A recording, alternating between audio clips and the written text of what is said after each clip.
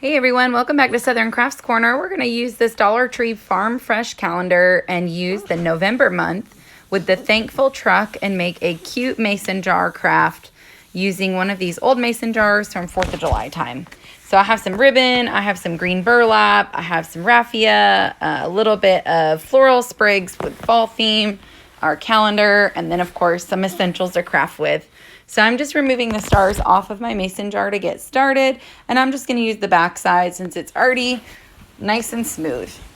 So I'm taking my calendar, grabbing some Mod Podge, and I'm going to go ahead and smooth this out right on top of my board. So I'm using just a foam brush, getting a nice even coat, and then I'm going to put center out on my picture and smooth it out from the center and just making sure that all my sides are even. Once I have everything centered and even, I'm going to go ahead and smooth it out, use a sanding block, and get the edges perfectly smooth so that way it is perfectly fixed right onto that mason jar. Next, I'm going to use this beautiful green burlap I got at Hobby Lobby. You can buy it by the yard. I just grabbed some because I love the colors that are out right now. This is a hunter green color, and I'm just cutting a strip to where I can use this on the top part of my mason jar. So I'm gluing it onto the front and getting it super smooth and even. And I just love that the green really brings out some of the colors of the leaves that you see around the truck.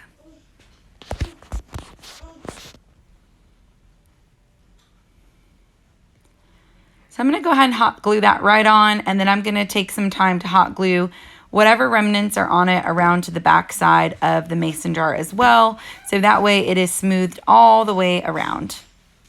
Don't burn your fingers. Grab a little silicone tool or a little silicone finger protector, and it's something super simple to use.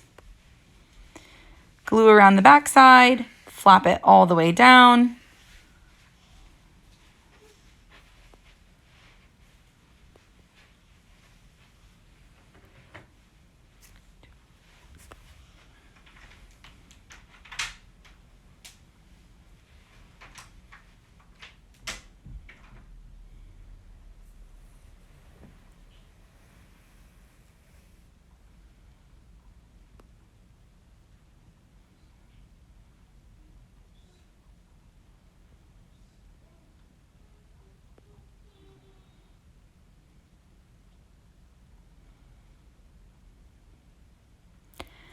And then I'm going to go ahead and take some jute and wrap it around the base of where the mason jar meets the calendar. So go ahead and start in a place that you want. And I'm doing mine about a 1/2 inch wide. And you can see that I went ahead and wrapped it all the way around and gave myself a nice thick little spot of the jute twine.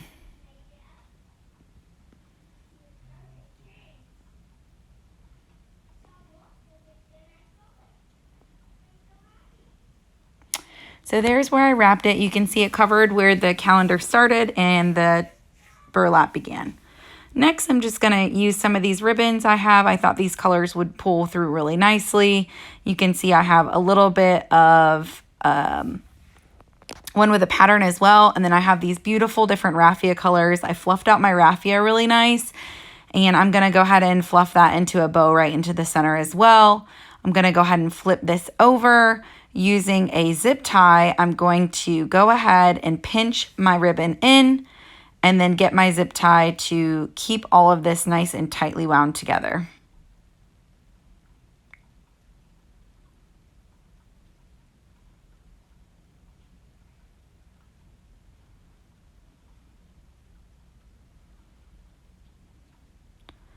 Once you get that zip tie to where it takes on that first little zip, it's a lot easier because then you can start to smooth the ribbon in the direction you want, and then you can start to pull it nice and tight. Once it's nice and tight, then you know that your ribbon's starting to get the way you want it to look, and you can start to fluff out the different ribbons that are in your messy bow. I'm also going to just grab a piece of twine and wrap it around where my zip tie is. I like using twine in the center. I think it finishes it off nicely. And then I also just like that it brings a little bit of symmetry to the center of the bow, and it gives your eye somewhere to look that's nice and clean. So I wrap it 2 times, and then I'm going to just double knot it into the back of this bow And then I'm going to use a button and just put it right in the center. I love those little country style buttons.